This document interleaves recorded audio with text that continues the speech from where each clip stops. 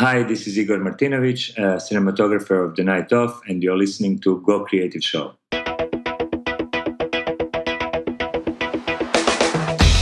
Hey everyone, my name is Ben Consoli.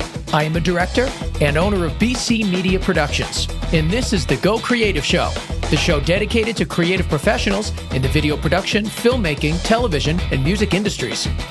Igor Martinovic is the brilliant cinematographer of the new HBO hit series, The Night Of, and we invite him back on the show to talk all about it. The Go Creative Show is supported by our friends at Kessler, making innovative tools for filmmakers. Visit them at KesslerCrane.com. Rule Boston Camera, buy, rent, create at Rule.com. Newshooter.com, essential news for real-world shooters. Shutterstock.com.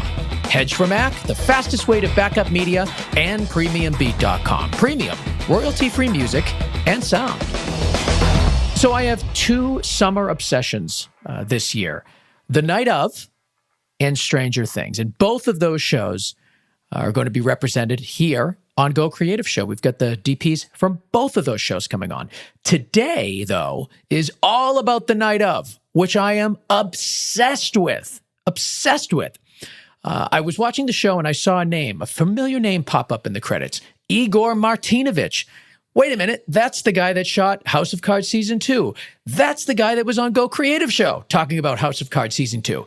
So I reached out to him and he said, absolutely, I'll come back, talk to you and your listeners all about The Night Of. And that's what today is about. And I cannot stress this enough. This guy is fantastic. The show is beautiful. If you haven't seen it, you need to. But even if you haven't, don't worry because we give no spoilers away. But what we do is talk about how he makes these images so beautiful. And they have some really unique techniques to draw the viewer's eye towards places in the frame. Really cool stuff that we talk about. And it's coming up in just a few minutes. But before we get there, I want to talk about Rule Boston Camera. We talk about them all the time because they're awesome. Simple as that. Rule is the place to purchase and rent all of your production equipment.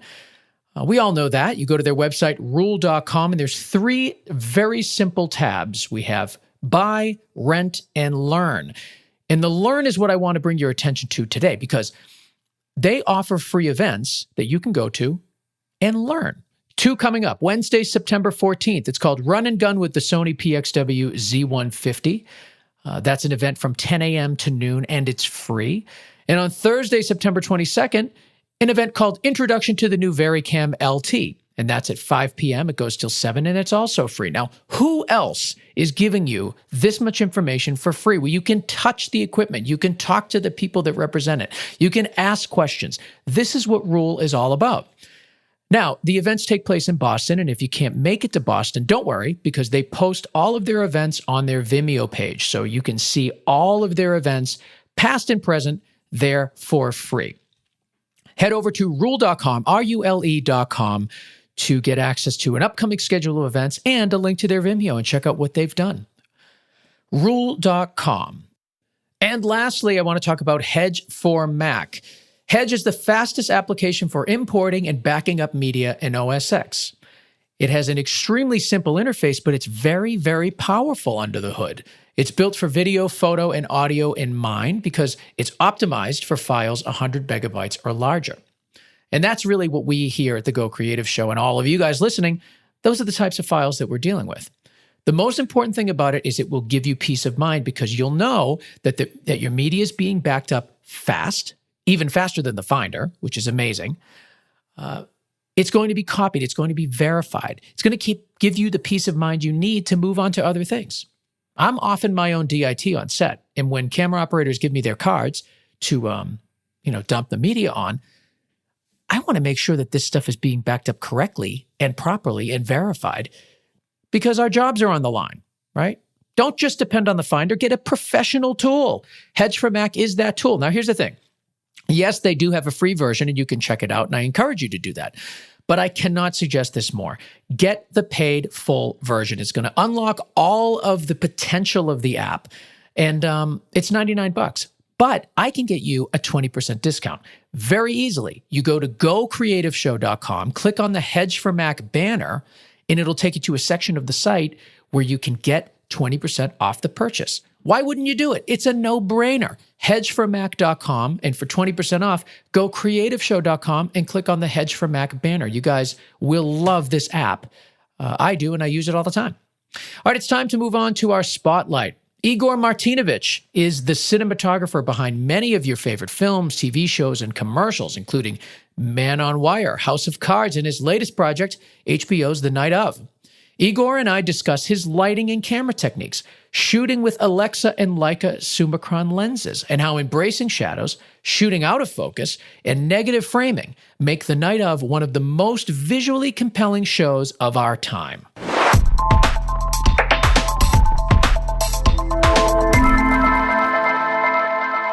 So I'm here with Igor Martinovic, cinematographer of the brilliantly shot HBO series, The Night Of. I love this show, Igor. Thank you so much for being on. Thank you for having me. So it's been a few years since we have had you on. I think maybe 2 years, year and a half, whatever. You are, by the way, our most listened to episode by far. Over 100,000 people have listened to that episode. It's been listened to over 100,000 times. Absolutely incredible. It does come as a surprise because I would never think that a conversation with a cinematographer can have that many listeners, and let alone that cinematographer being me. So it is a surprise. I'm just as surprised as you. I mean, I'm curious to see how your life has changed since House of Cards. But not anything dramatically. Nothing dramatically changed. After that series, the next bigger project was The Night Of, and that came in through recommendation from David Fincher. It was a great privilege to work on a show that was a challenge to do, but it's an exciting show, and I'm really happy to see that people like the show. If there's ever been a show that is 100% in sync with my personal style of what I like for cinematography, it really is this show. And we're going to get into all the different things that I've been kind of obsessed with, some big, some small. First of all, for the people that don't know, what is The Night Of? What is it? What's it about? The Night Of is a story about young Pakistani student who lives in Queens, New York, who's right for a party, doesn't show up, and he steals his father's cab. He goes out, he cannot turn off the light on the cab, drives around, people tries to get in. He ends up picking up a girl, doing lots of drugs, and I cannot reveal much more, but in general, it is about a justice system and how a young Muslim immigrant experiences the justice system of United States, and particularly New York. It is a crime drama. It is a murder mystery. It is a whodunit, but it's much more about the structure of the justice system than it is about this particular case, which is really unique. And it's a lot about the characters around it. I mean, it's a lot about the legal system, and it's a lot about the families and how everyone is affected when a tragedy like this happens. Absolutely. I think it is about the oppression of the system, about the merciless institution and the insignificant individual against the grand system. It is about the dehumanization and corporation of the system as well. So it does touch important elements we are, as a society, talking about and thinking how to reorganize, because it definitely doesn't work the way we want it to work. So it is very current in that sense. Was this subject matter something that drew you to the project? Yes. I mean, first of all, the story is written extremely well. So when I first read it, it was just like a page turner, and it was also very smart and witty, and all the characters gray. There is no like black or white characters. Each one has its own good sides and bad sides. So it's very compelling story. At least it was for me when I first read it, and yes, I was drawn to it right away. I know that this show had an original unaired pilot that was shot back in 2013. Were you involved in that at all? The original pilot was shot 2 years before I got in touch with Steve Zalian, and it was shot by Robert Elswit, filmed with Gandolfini, who died just after they shot the pilot, and they were trying to recast it. And once they found John Turturro, I was attached to the project. We did have to reshoot last, I would say, 10 minutes of the pilot of the first episode as is right now, because we had to exchange all the footage with Gandolfini, with the footage with Turturro. Is a lot of the pilot that we saw for the season that was released, is a lot of that from the 2013 pilot? Yes. It was probably like 80%. Was shot in 2013, because the John Stone character comes at the end of the episode, first episode, which is a pilot. Yeah. So we only had to reshoot the end. Robert Elswit, obviously cinematographer of so many movies. I mean, it's ridiculous when you look at his IMDb. Nightcrawler, Magnolia, The Town, Salt, There Will Be Blood. Did you collaborate with him at all when you took on the project and went on to do the next few episodes? We had a short conversation about crew that he was using and the style he was using, but because I think he did a tremendous job in the pilot. I think he set up the look that has a little bit that has a emphasis on shadow, if you would say, and I like the shadows a lot as well, and the darkness as well, and so the continuation of this style was never in question. But what we did have the difference between his work and the work we did later on in episodes 2, 3, and later on, was that his work was mostly done in cabs in New York, in the streets. And when I got onto the show, we were working mostly in institutions, in prisons, in courtrooms, and so on. So it was a completely different setup. And allowed us to actually do a little bit more, a little different look than it was in the pilot itself. And there's a lot of differences between the pilot and the second episode. And when I saw your name pop up, I was like, oh my God, there it is. I knew immediately I had to have you back on the show to talk about it. I know you were certainly inspired by the pilot, but where did you get your inspiration moving forward on the episodes? This story is about the individual that is imprisoned for something that he doesn't know if he committed or not, and no one knows what happened in that house where he's hanging out with this young girl. So a visual reference that I took is that mystery of not knowing, that nobody knows what happens. That I can mirror that by the strategy of obscuring, of not showing exactly the everything. So I would corner people in the frame, just to kind of suggest that there is no exit out of the situation. We would hide people with the foreground elements. We would keep them like off frame. We shoot them behind, like many elements to shoot them in silhouette. Many elements to, as the truth is hidden from our main protagonist and other protagonists in the film, the truth is hidden from the viewer as well, or the image is obscured for the viewer, so they don't see clearly their own picture. And that was the biggest breakthrough when Steve Zalian and I were talking about that episode. And another important element was subjectivity. How to portray experience of somebody going through that system, and what does that mean for that person? So what is the passage of time? That was like, we paid a lot of attention of like, how do we portray that time is passing really slowly? You're waiting, you're constantly waiting when you're in the system. It's like, and that wait time was really important. So we were trying to find what are the shots that can represent that. What are the shots that can represent the fear that Naz is experiencing while he's in the prison or in the detention at the beginning. So it's all this was very important to make it truthful, to make it like a personal experience. There's a lot of negative framing in this, in episode 2 in particular, and certainly throughout the season.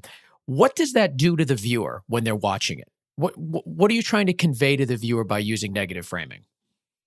I think visuals are really powerful ways of expressing our ideas, and visuals could really influence the viewer's heartbeat, the viewer's breathing, everything. So, like when you offer a visual that has such an extreme position, it definitely does something to viewers' psyche as well as a physique, and changes their perception. If you use negative framing or any other expressive device, like if you use it for the right moments in the film, it can have a really significant impact on the how the narrative is perceived. And talking to Steve Zalian, who was really great in allowing us to go into that direction, not completely focusing constantly on the written word, but more focusing on the moments when people are just trying to kind of reflect on their existence within the movie, within the narrative, and allowing that to show the passage of time through the visuals was really kind of like amazing experience for both of us. I think we both enjoyed doing this, are both happy, I think, with the result. I want to talk about the concept of perception of guilt, because this show explores a lot about how it isn't necessarily what happened. What it is how do you tell the story of what happened? And I think you're doing that visually as well, because there are times where you feel he could be guilty, and there are times where you feel he's 100% innocent. And I'm curious, from a cinematography standpoint, how are you treating scenes differently to kind of push those thoughts? In our approach, the point was not to influence guilt or not guilt. We were basically dealing with each situation as a unique situation as the character is in at that moment.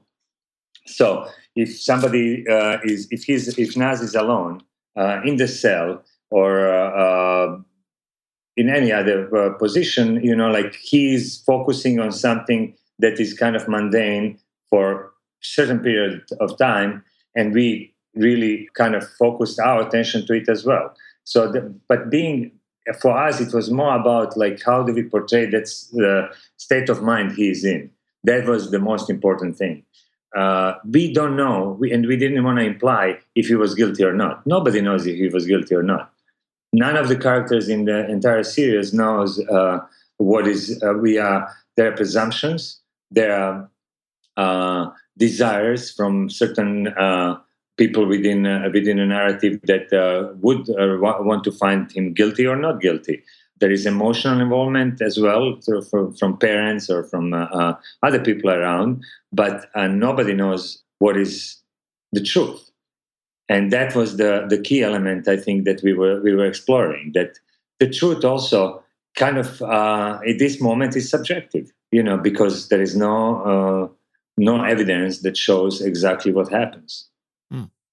It's interesting to hear you say that, because it definitely feels like at times you're kind of swayed more towards the guilty side when you start to see how Naz could be. There are scenes, without giving anything away, but there are scenes where he becomes more and more, aggressive. And you can see those moments where maybe he can be brought to being violent. And then there are scenes where he's small in the frame and quiet and sad. And you think there's no way that this, young college kid can be guilty of anything. So it seems like you're just sort of shooting based on their state of mind versus trying to push them in a direction. But still, I think as a viewer, you are pushed in a direction when you see things like the main character becoming violent or the main character being scared and small. That's interesting. I really like the observation here. But the thing is, what we would focus on is sometimes we would physically be closer to him. The camera would be close to him, and it would be a little bit in a shallow depth of field, and you would probably feel closer in a sense that at that moment you would feel that he is not guilty. Yep. And then when you pull away and show him alone in that space, you might, or he's aggressive, you might develop that feeling that he's guilty. Again, some of it could be not completely controlled from my side, at least. I mean, perhaps editors or Steve would play with that a little bit more. But and the performance too. Performance, absolutely. But when we would show him in the space, on the bottom of the frame, it kind of suggested that he's there alone. Yeah. And that he's small, individual against that bigger system, he's fighting. So that was my impression from the beginning. That was my idea from the beginning to portray that. But it's interesting how you read it, and sometimes you control things to the smallest detail, but sometimes things just develop by themselves, and people see it in a way that does make sense to them or to everyone else, but it wasn't intended. Let's talk about the camera package that you're using. What are you shooting this on? We shot that on Alexa with Summicron lenses, Leica lenses, and it was a very simple setup, simple package. Often two cameras, very simple, nothing too fancy. What about the lens package that you were with? I know you said the Leica Summicrons, but any particular focal lengths that you relied more on, or? I really like 29mm lens. A lot of close-ups were done on 29 in shallow focus. We worked a lot on 21, 29. Those were our lenses we used a lot. A lot, yes. And here and there we would go in a telephoto, but rarely. Yeah, I really love the way that you're incorporating movement too in the camera, the movement of the camera, and every move, every shot is so purposeful. And it was like that in House of Cards, your season, and it's also like this in it's like that in The Night Of as well. It's really well mapped out. Thank you so much. I mean, there are two completely different styles. Obviously, it's the House of Cards was shot with very kind of distant, objectified point of view, and with The Night Of, we purposely get the camera to be participant. Camera was with the characters. It was in close proximity to the characters. Obviously, jumps back and forth, but a lot of it was we wanted to create this sense of intimacy and immediacy with characters.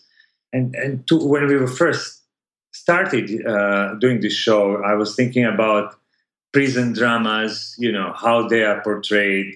Should we go, towards like rough look, or should we just do like a verite style, or should we kind of create some other style that is different? And I think we combined two different things. It has a little bit of roughness in it because the subject matter is like this, but we didn't want to have like a shaky camera just following characters. We wanted to create each shot to have a certain purpose, why we are doing it from that perspective. It had that kind of the camera positioning had a meaning for the frames, for the shots, for the situations we are in. Whose perspective we are taking was part of the thing, and then again, when do we go super wide? When do we like show how grand that system is, that those institutions are? So that was the approach. Yeah. What do you think that does to the viewer when each shot is so purposeful and everything lands perfectly, and it isn't just the handheld walking around just grabbing what you can type of approach? I think it does. It focuses the attention. It focuses the attention to the things that we want audience to pay attention to. We would use that not just through positioning of the camera, but like we played with autofocus a lot in this series. And sometimes I'm really amazed that nobody at HBO or any producer objected to it, because we would purposely leave characters out of focus for a really long time. And the idea was to really focus attention of the viewer to the elements we want to focus on, and use these expressive filmmaking devices or expressive filmmaking means to get the viewer into that state of mind. We really wanted to get viewers to feel for Naz, and the same way actually for Stone or Box, or because each one of those characters is a prisoner of their own existence. They're all boxed into their own problems, with their own existential survival issues. There's two things there I want to touch on. First, I want to talk about the focus, because that is certainly something that I noticed, particularly in episode 2, is that people are out of focus for quite a while. And I was curious, did you shoot it both ways just in case somebody came back and said, hey, why isn't the person talking in focus? or did you just go for it and say, no, this is the way we're going to shoot it? There was no compromise. No, we just went for it, and I'm really grateful to Steve Zalian who really wanted to go with it. I mean, it's kind of tough, you do like 4 takes and your actor is out of focus, and it's not that easy, because one would get tempted to do it, but we were very determined. We spent, especially for that second episode, and that's why you see it, we spent a fair amount of prep time working on that episode, because that was the first episode I did, and we had the most time. And then when the time went on, we were not that I didn't have as much time, but we never did the alt versions. There was no alt version. This is how we saw it, and this is how we wanted to present it. I mean, basically, what it is, it's taking a certain point of view and saying this is important, and we want you to, as a viewer, to understand that you're following this story, not that there is not that many choices at that moment for the viewer to go with, but to go for a ride with us. And sometimes it's a tricky thing, it's a dangerous thing, but you have to push yourself, otherwise you don't move forward. I think that's very quite important. No? Well, I think what's interesting is that that is the way that people often focus on things when they're in intense situations. I think, like, if you're having a conversation that's uncomfortable, sometimes your mind may drift and you may focus on how someone's tapping their pen, or a strange, crack in the wall, or the way somebody's moving their hands.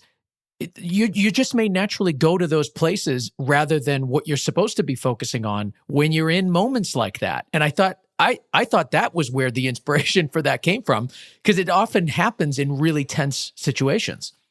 Absolutely. I think that goes without saying, and especially if you are in the kind of like a borderline situations where, like, you're arrested, or your daughter-in-law is killed, or your perspective shifts. Like, you are a little off.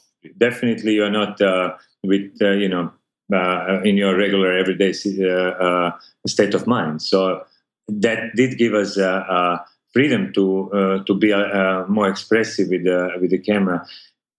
I think that is the beauty of visual language, is to actually be able to portray things in a way that sometimes are skewed.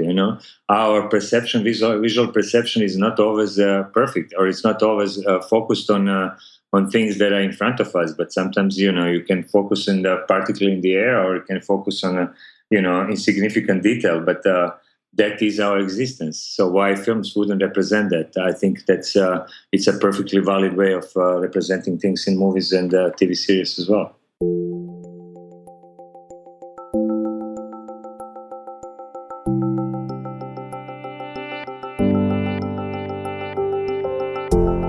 You are listening to the PremiumBeat.com Song of the Week. It's called With a Single Step by Ben Bainey. PremiumBeat.com is where to go for all of your royalty-free music and sound effects. They have a great website where you can access their thousands and thousands of royalty-free tracks for as low as $49 each. But it's not just the song, because many of their tracks offer versions, a 15, a 30, a 60. They'll give you loops. You can play with all these elements to make the song fit perfectly into your piece. The most important thing is that the music is high quality. Your clients will love it, you'll love it, and quite honestly, it could give you that inspiration you need to take your edit over the top. Premiumbeat.com, check it out. I will put a link to this song in the show notes, but really the best place to go is premiumbeat.com. So let's talk about Shutterstock.com, shall we? I love these guys too. You know, a lot of times, even if I don't need stock footage, I will go to Shutterstock.com and just look at clips and just kind of get some inspiration for how I'm going to approach the edit. You know, you get into almost like a writer's block with editing sometimes, and you just need something to kind of break you out. And Shutterstock has been that for me many times. Now, of course, I also use them to purchase stock footage, and I suggest you do the same. But it's not just about purchasing. It's about kind of experiencing the site. They have music, they have photos, they have video, lots of 4K stuff too. And it's just kind of a cool thing to do, to just sort of browse around there and see what's out there. You know, it could inspire you in ways you didn't really think of. They have nearly 3 million royalty-free video clips, and that's just video. They've also got music and photos, like I had mentioned. A lot of those clips are 4K. But really, the most important thing is when you throw a piece of footage from Shutterstock into your piece, it's going to blend perfectly with what you've already created. And that's the name of the game here, right? I mean, ideally, you'd shoot everything yourself, but you just can't sometimes. And you want to make sure that all the footage is of the same quality or better. And Shutterstock.com has so many really great clips that it can sometimes elevate your piece, make it even better than it was before. They've got really great collections too, curated masterfully in all different categories. So I really suggest you check it out. And even if you're not buying anything, just look around and see what you'll find. You might get inspired. Shutterstock.com. Love those guys. And lastly, Kessler Crane. I have not shot on a set without a piece of Kessler gear in my entire career. And I certainly own a lot of their stuff. Finding the perfect second shooter for your projects can be difficult, expensive, and time-consuming. Until now. Introducing the Kessler Second Shooter, a revolutionary motion control system that boasts a sleek and compact design, feature-rich operation, and an incredibly intuitive user interface. Featuring 100% repeatable motion control for live mode, looping, time-lapse, and stop-motion applications. Visit KesslerCrane.com today to learn more. And they have so much more than just the second shooter. There's so much equipment on there. Many things of which I use and own. Love those guys, KesslerCrane.com. All right, we're going to move on to our second half of our interview with the great Igor Martinovic.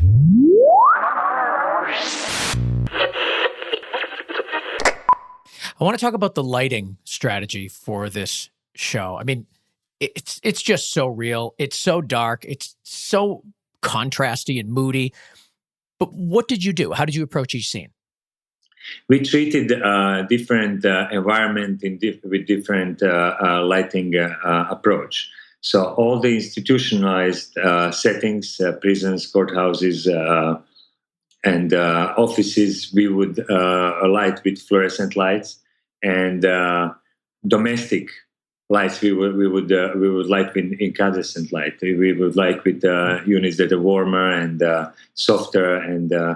But most of the lighting was based on existing light, enhanced existing light, where we would go. We would not go for beauty necessarily, but go for, I would say, reality. But it would be like somewhat enhanced expression of the reality. We did tend to go darker. We wanted to light with very simple sources, larger single sources if possible. Not that many usage of multiple light sources. Kind of trying to solve every situation with the most simple solution. Was there a particular lighting package that you kind of traveled with for most of these locations? Yes, in most of the locations we would use institutionalized locations. We would use kinoflows. In the houses, we would go with tungsten packages or HMI packages when the light is coming from outside. Yeah. But very simple lights were always motivated by the sources. We didn't mix light too much on this show. We wanted to make it very very simple and. The eyes shouldn't be seduced by beauty of it, but rather by kind of a brutality of the system that was represented in kind of rough, high contrast look of the film. Mm. What was the typical schedule per episode? How many days did you have? I think we started it with like 10 days an episode. We ended up by probably shooting 11, 12, depending on the episode, 11 or 12 days. And how many episodes did you shoot of I think it's 8 episodes, right? It's 8 episodes. I shot part of the first, shot second and third entirely. Fourth, it's a little tricky because we would shoot based on location. Sure. So we would shoot locations no matter which episode this belonged to. So there is a lots of cross-pollination. And I shot, all in all, probably like 3 episodes, but I can't tell, where exactly, it's a little complicated. And the other cinematographer was Frederick Elms, right? Yes. What happened was that I was injured on a vacation, and then I couldn't get back. I hurt my back, and I just couldn't continue. So no way. Yeah. What happened? Oh, that was just like a very unfortunate accident on the snow, and it's fine now. I'm fine, but for a month I just couldn't move, and that's when Fred came in and we continued the episodes that had to be finished. Oh wow! Okay, so you would have shot the entire series if the accident hadn't happened. That was the plan. Yes, that was the plan. Yes. Oh, that stinks! What a bummer. Yeah. No, I think Fred did an amazing job. I think. Well, he did. I mean, the episodes look amazing across the board, but it just stinks for you that you had to do that. Yeah, absolutely. But things happen, and what can you do? You can't control those things. Well, I'm curious about that. So, I mean, in that situation, obviously, it's a rare, unexpected thing. Was Frederick involved at all? Like, was he one of your operators, or like how did you coordinate and collaborate with him to continue with the vision that you had? I mean, he was brought in when we kind of at that time already set up the look. Mm-hmm. We built Rikers Island on stage, so the lighting was already done. It was all set up on that stage, so that was a little easier because he came in and he would continued what we were doing, and then on the other stages, I think he did a fantastic job in continuing the look in other locations that they were shooting. Mm. I think it was fairly a smooth transition. So, how much of this were sets versus locations? We built Rikers Island Ward as one set, and the final courtroom as another set. Everything else was location. Really? Wow. All around Manhattan? Yes. So what you see for example, in episode 2, police station at the beginning was also a set. Okay. And then, but we did spend time in real prison, and we scouted locations a lot. I think I don't know how many times we spent going through the Manhattan detention center, and we actually shot there as well in the live prison. Arrival in the prison, arrival in the detention center. That was all live. That was all real locations. So it did add authenticity to it, and kind of, I think it felt real. And the ward we built on stage, it was exact replica of the Rikers Island prison ward. Wow. It was exactly the same. Steve was very precise in trying to recreate all those elements, all those locations to look real. How have you changed, or have you changed your opinions or perceptions of the justice system, of the legal system, since doing this show? I was aware of the problems that the justice system has, but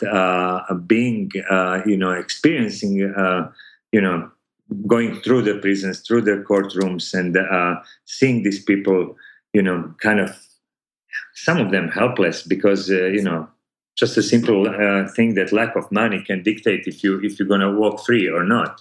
It's just mind blowing that we live in a society where that the amount of money you can afford to pay for a lawyer can make you free or not. It's ridiculous. I think it's something needs to be done, and just listening to the stories that you get exposed when you are walking through that system, through those halls and halls like of justice are just stunning. So yes, I think it did change, and my perception.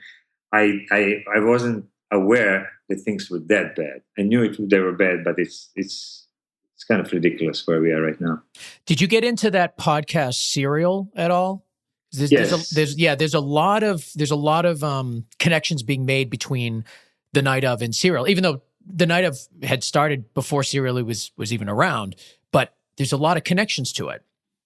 Yes, absolutely, it is, and it's. I did when the serial first came out. I did listen to it every week, and it was really fascinating.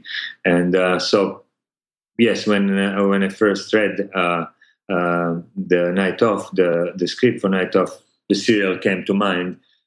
Our goal was to create, just to follow the narrative we have in front of us, and try to see how we can. Find a visual style that can represent that, and that was kind of the direction and the task we had in front of us. There's a lot of interest now in real crime, but also learning about the system, like between Serial and what was that show on Netflix last summer? Everyone went crazy over. What was it called? Documentary? Yeah. It was a multi. It was murder. There's something. Making a murderer. Making a murder. Yeah, exactly. Yeah. It seems like there's a push towards real crime and, a slow plotting, very long analysis of one crime that I think is kind of refreshing, at a time where people are paying attention to online videos for only a few seconds, that we can still have these long, in-depth, analysis of a particular situation across movies, across TV shows, documentaries. I think it's really cool. Yeah, I mean, that's a very good point because we are discussing the last few years. I think everyone is talking about movies losing their place in society they have, and people not being able to focus on longer time for certain things. And it's fascinating to see that if you have a compelling story, and if you guide the viewers or kind of capture the attention of the viewers, you can let them watch things slowly develop, and people enjoy being taken for a journey like that. I think I don't know. I think it's quite interesting to see that a slow-paced drama can actually have the viewership. It's nice to see that. Yes, it is, and it's weird too because I see it in myself where I'm much more apt to watch 8 hours of a show like The Night Of versus an hour and a half of something in a movie theater. And it's craziness, but for some reason, I feel much more drawn to the longer form, multi-part television series of late more than movies. Yeah, I don't know what it is. There is still this magical experience of turning off the lights in the theater and not being distracted by anything, and watching a movie. But obviously, there is as you mentioned, there is this other side where the serious binge viewing has some or not binge viewing, just like watching episodes that like an hour long or 5 minutes long that can get you to sit down and not be distracted with anything. I think it's beautiful to see that there are different ways of expression that people are still drawn in. In our last few minutes, I want to talk about your commercial work, because twice in the past couple of years, commercials have popped on TV and I've fallen in love with them. And I have then found out that they're yours. Two in particular, the Omaha Steaks Father's Day campaign, brilliantly shot. I absolutely love that campaign. And the Zillow ads. I love these ads. And, curious to see how, being the cinematographer for commercials, how does that influence the way that you shoot TV shows and films? Both of those commercials were done with Errol Morris, who was the director on both. And I started to work with him maybe almost a year ago, I think now. And I really enjoyed that. He's like an exceptional human being and a great director. And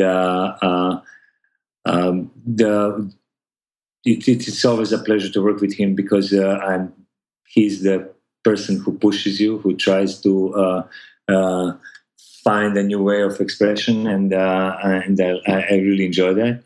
How does it influence work? I'm not sure. I mean, I kind of try to do different things each time I do something, and that's why I'm attracted to shows that are not necessarily the same, and try not to repeat myself. And commercials, that's definitely the case, where you can experiment more and you can try new things and develop some new techniques. It is still a little bit of storytelling involved. I mean, especially with Omaha, there was with the other one as well. It's kind of personal stories. So you're telling a personal story in a short period of time, where you have to really quickly, in 30 seconds, try to develop like a language that people can find compelling. Do you enjoy shooting commercials? Yes, I do. I mean, the commercials came into my life because I moved. I lived for a year and a half in Cuba, so I was trying to find shorter forms, and then I shot 2 documentaries and few commercials in that period, and now I'm in the search of a long form again, just trying to find something that I could work on. So what is next for you? I'm not sure. I am in talks with few people regarding longer forms, narrative forms, films, feature films. Yes. Yeah. But I'm waiting to hear back and seeing if we can collaborate on it. I can't talk about it now because it's still open. So you're open and looking for new work. Yes, It's nice to see that people at your level are still dealing with the same bullshit that all of us are. One project ends and you got to scrape to get your next one. I love seeing that. Yes, but I think it's also like you're trying to find project that you can really connect to, because I'm not a cinematographer who jumps on every opportunity, but I really like to connect, to get a project that I care about, that I really can dedicate all my energy, everything I have, to give it to a project. And if you don't feel that when you first read it or when you talk to a director, then it's kind of tricky. So that's kind of where I am right now. Were you always like that, or was there a period in your life where you kind of just took everything just to build your resume? Yes, I did. I did have a period when I took everything. There was a year when I did 3 movies back to back, and then I realized that first of all, the results were not that great. Second, I wasn't giving all my best and everything I had because it wasn't something I really wanted. So I decided to take projects not based on money or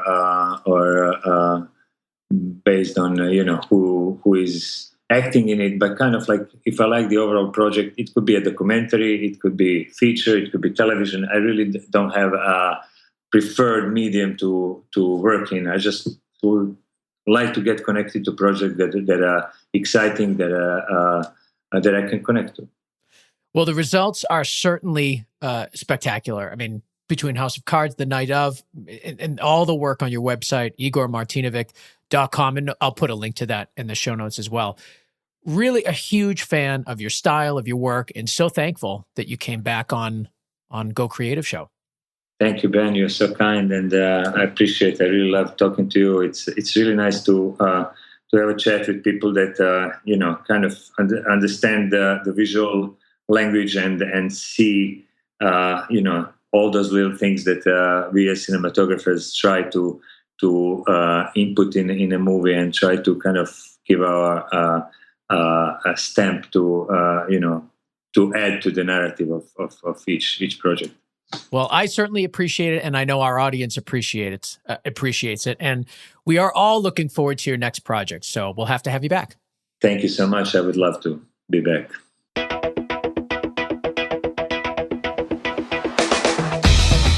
Well, I want to thank Igor Martinovic for coming back to the show to talk about The Night of. One of really my favorite shows ever, to be honest with you, but certainly one of my summer obsessions. Love it. I also want to thank Matt Russell for mixing, mastering, and making the show sound so good.